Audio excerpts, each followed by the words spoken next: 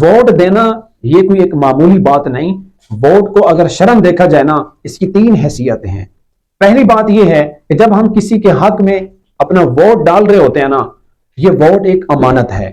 اور قرآن مجید میں فرمایا ان اللہ یأمرکم ان تؤدوا الامانات الی اہلھا، امانت اس کے حقدار کو دیا کرو.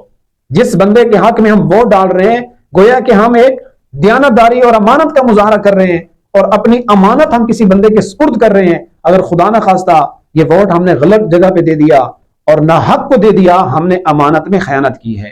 اور آپ علیہ الصلوۃ والسلام نے کئی مرتبہ اپنی حدیث میں ارشاد فرمایا لا دین لمن لا امانت لہ، جو امانت کا خیال نہیں کرتا اس کے دین کا کوئی اعتبار نہیں ہے.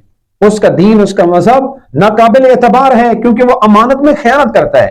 ووٹ کی دوسری شرعی حیثیت کہ ووٹ یہ ایک شہادت ہے. جب کسی کے حق میں ہم ووٹ ڈال رہے ہوتے ہیں، اس کا مطلب ہے ہم ایک گواہی دے رہے ہیں.